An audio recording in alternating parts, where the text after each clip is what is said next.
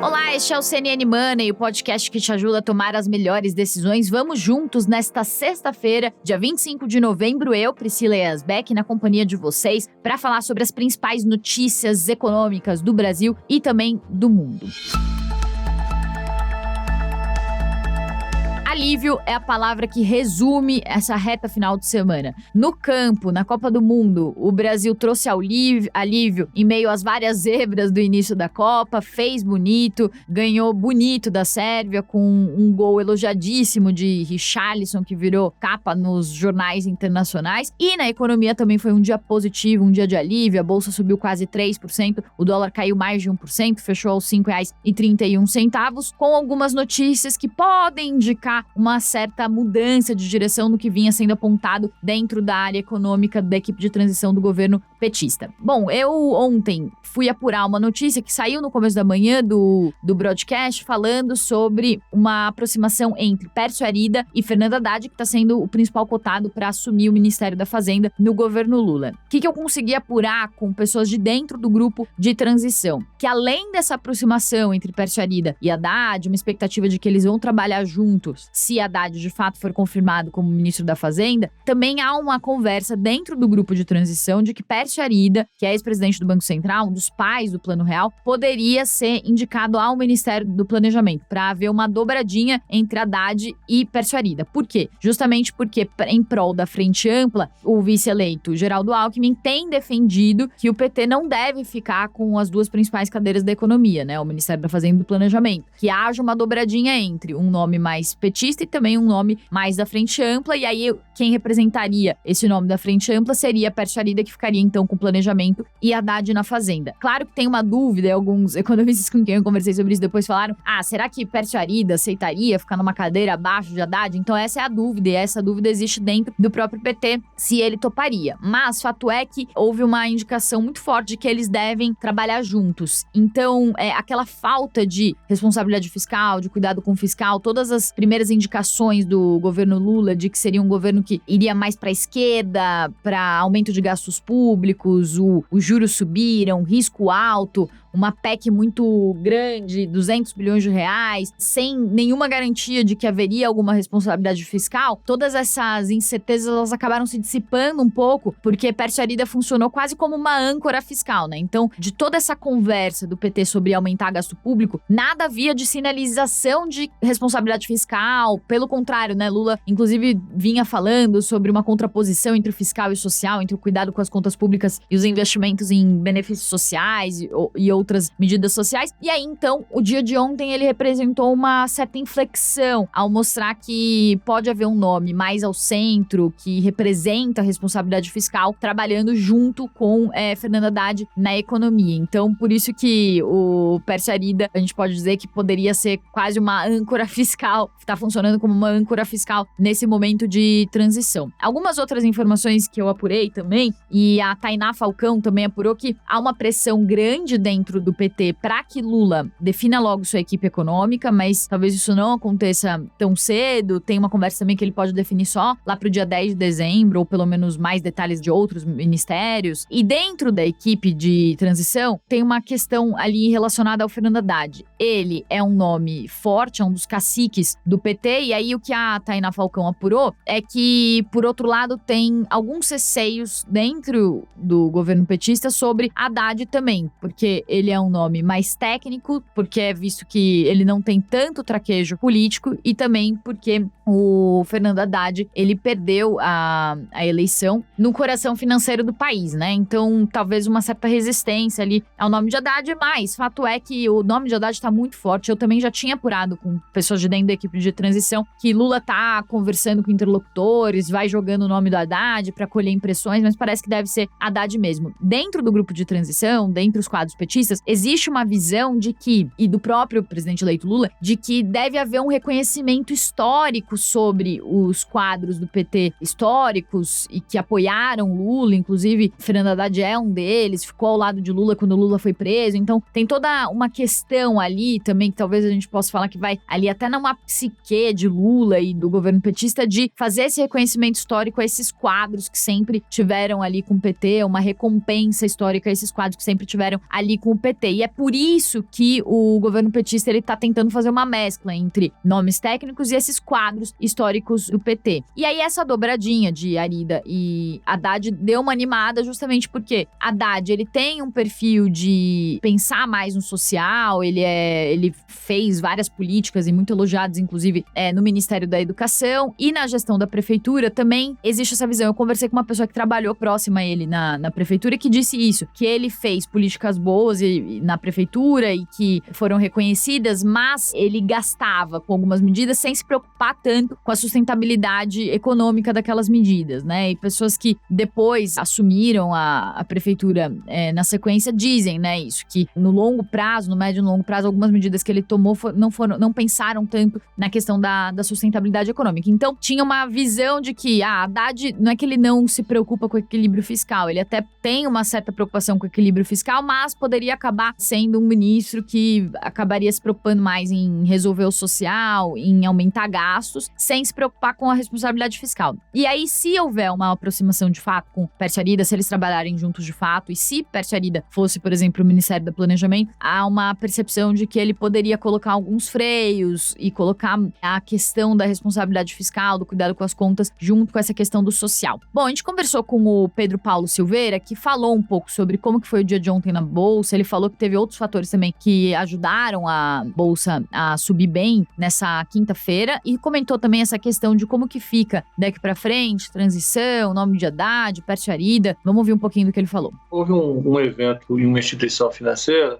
e a percepção da instituição era a seguinte: olha, o Brasil está melhor que os outros emergentes, ele começou o novo período pós-pandemia numa situação fiscal bastante parecida com a que estava antes da pandemia. Nós estamos com uma dívida PIB ali de 77% do PIB, que é mais ou menos o que estava antes da pandemia. O Brasil ele é melhor do ponto de vista relativo que outros países emergentes. A Rússia está lá absolutamente prejudicada pela guerra, né, que ela está produzindo. Enfim, o Brasil, do ponto de vista relativo, ele estava bem. Isso é uma percepção que foi colocada lá. Eu já achei, vamos dizer assim, uma justificativa. Ok. Depois veio essa visão segundo a qual o Pércio Arida teria algum papel na equipe econômica do novo governo, sendo compartilhado com o Fernando Haddad. Com isso, o mercado também quis interpretar como um sinal positivo, como você falou, como uma âncora, como um limite para o que venha a ser feito no governo Lula. Colocando do ponto de vista objetivo, Priscila, a minha visão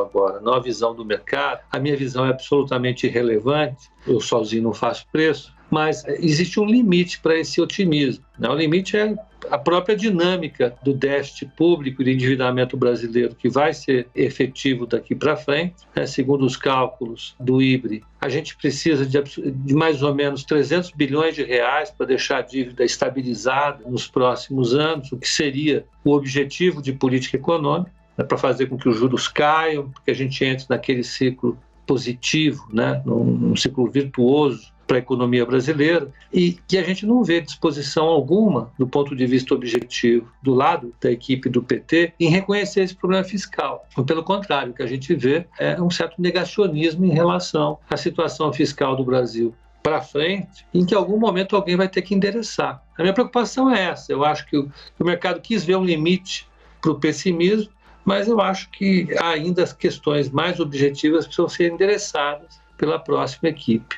Só para finalizar essa parte, hoje Alckmin, Gleisi Hoffmann, Wellington Dias e o Jacques Wagner vêm para São Paulo para falar com Lula e devem definir alguns detalhes, podem definir alguns detalhes, claro, sobre a PEC, mas há um papo muito forte, uma conversa muito forte de que talvez a PEC não consiga ser resolvida nesse ano, o prazo é muito curto, porque uma PEC ela precisa passar por 2 turnos de votação na Câmara, no Senado, então é um processo, um trâmite complexo e talvez não seja possível possível fazer e tocar esse trâmite a tempo do recesso parlamentar do fim do ano. E, além disso, não há consenso sobre a PEC, tanto sobre valores quanto sobre prazos, o prazo em que o Bolsa Família ficaria fora do teto de gasto, então tudo isso está em aberto. Então o governo petista já está começando a pensar numa saída para pagar o Bolsa Família de R$600 a partir do ano que vem, e essa saída poderia ser uma medida provisória, porque aí só depende do executivo para editar uma medida provisória, e quando ela é editada ela já tem força de lei. Então eles conseguiriam resolver a questão, pelo menos para pagar o auxílio, o Bolsa Família a partir do ano que vem, e depois eles tentariam então resolver isso por meio de PEC, daí sim de uma forma mais permanente, já que a MP ela perde validade se não for votada pelo Congresso. Então não adianta nada editar a MP se o Congresso depois não respaldar, né, não aprovar. Então eles vão precisar de uma solução mais definitiva, mas por enquanto seria um caminho intermediário aí, uma solução provisória para isso.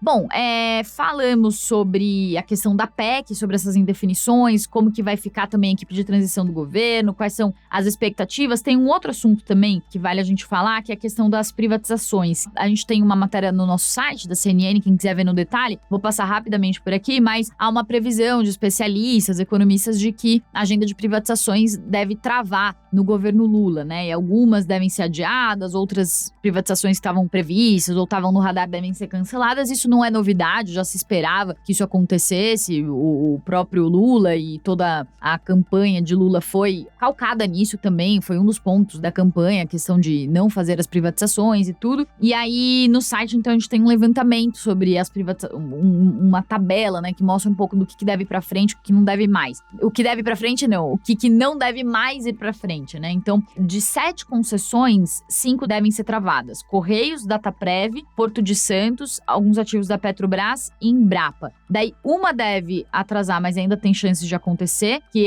são os aeroportos de Galeão e Santos Dumont, e 2 privatizações ou concessões devem seguir, que são os programas de rodovias e de ferrovias. Então, é um pouco das perspectivas agora para o governo Lula. Agora falando sobre os mercados internacionais, pra gente passar a régua aqui, as bolsas estavam abrindo bem de lado, bem perto da estabilidade. Hoje é a ponte, a emenda do feriado do Thanksgiving Day, então ontem os mercados em Nova York ficaram fechados e hoje eles devem encerrar as operações mais cedo, então isso dá uma reduzida nas negociações. Também não tem nenhum indicador muito relevante, saiu o PIB da Alemanha do terceiro trimestre, 1,2%, ficou dentro do esperado, mas fora isso não tem grandes indicadores previstos para hoje, nem grandes eventos, nada. Então, o que continua repercutindo no mercado é mais aquela visão mais dovish, mais suave do Banco Central americano, que veio na ata na quarta-feira falando sobre uma expectativa de desaceleração dos juros nos Estados Unidos, talvez com uma possibilidade até de queda dos juros americanos a partir do meio do ano que vem. Então, isso estava animando os mercados, animou na quarta-feira, e aí hoje os mercados estão mais de lado, porque já subiram na quarta, então, sem grandes novidades, estão mais estáveis, tanto os futuros americanos quanto as bolsas na Europa. Daí, na Europa, outro destaque foi a ata do Banco Central Europeu, então saiu a ata do Fed quarta, ontem do BCE, que veio também sem grandes novidades, então uma perspectiva sinalizada ali de mais aumentos de juros para combater a inflação, mas sem muitos detalhes de como que deve ser o ritmo de alta dos juros na zona do euro daqui para frente. Uma outra questão também é que o Luiz de Guindos, que é o vice-presidente do Banco Central Europeu, ele deu algumas declarações, disse que a inflação deve estar perto do pico na zona do euro. A inflação por lá está em 10,6%, uma inflação recorde, e ele acha que deve continuar nesse patamar por algum tempo, mas essa inflação pode começar a desacelerar em algum momento a partir do primeiro semestre de 2023. Então, de certa forma, uma boa notícia, a inflação chegando no pico. E aí eu convido vocês a assistirem o Money no YouTube, quem não viu na TV ao vivo, porque a gente teve uma conversa interessante com o nosso editor de internacional, Diego Pavão, falando sobre a crise energética na Europa e como os países da União Europeia e a União Europeia conseguiram estocar gás natural. Então eles estão com uma reserva ali de cerca de 98%, quase 100%, e isso significa que esses países vão conseguir atravessar o inverno sem grandes solavancos. Então não é que a situação tá fácil, a inflação tá alta, mas o que o Diego explicou é que simplesmente como eles estão com as reservas bem abastecidas, o que acontece é que não deve haver nenhuma surpresa muito negativa, não deve haver nenhuma escassez, né, de energia de uma forma mais dramática. Então, de certa forma, os países europeus estão preparados para passar por esse inverno mais rigoroso. E aí tem toda uma discussão sobre o teto para o petróleo russo que está acontecendo essa semana, que a União Europeia vai colocar junto com os Estados Unidos para o petróleo russo, que deve ficar entre 65 e 70 dólares, os rumores são esses, porque vai começar um embargo mais forte da compra de petróleo russo pelos países da União Europeia, que vão deixar de comprar petróleo russo que chega na Europa via marítimo. Então eles foram estocando o gás natural para também fazer frente a essa crise, né, e ao começo desses embargos mais fortes ao petróleo que vem da Rússia, né? Então, de certa forma, dá para prever que a Europa não vai passar por uma dificuldade tão grande, talvez, quanto o que se previa anteriormente, porque conseguiram preparar essas reservas. Uma discussão bem legal com o Diego Pavão, realmente recomendo para quem quiser assistir na íntegra. E aí, pra gente finalizar, só mais uma questão lá fora que tá preocupando, que é o avanço da Covid na China, que continua renovando seus recordes diários de Covid desde o início da pandemia, mas tá acontecendo uma coisa curiosa ou estranha até, porque os índices não estão caindo tanto e o mercado nem tá mais comentando tanto sobre essa questão, porque há uma expectativa e há uma percepção de que toda vez que avança a Covid na China, o governo chinês vai gastar mais, né? E os bancos chineses, eles já estão se organizando ali para socorrer o setor imobiliário, numa injeção de estímulos forte, que já chega a 132 bilhões de dólares. Então, isso tá, de certa forma, amortecendo um pouco a situação, ou anestesiando um pouco a situação, e não tá permitindo que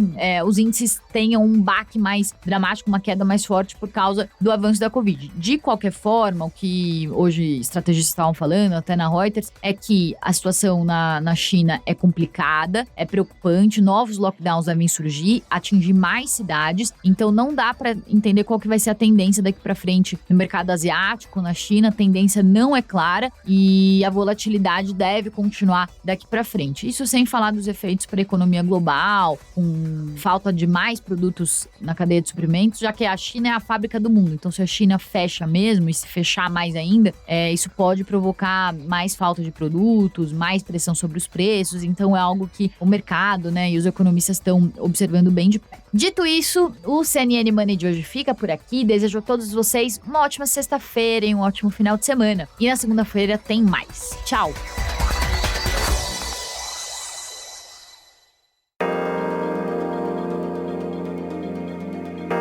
Com apresentação, pauta e coordenação editorial de Priscila Yasbeck, este podcast é produzido pela CNN Brasil com edição da Maremoto.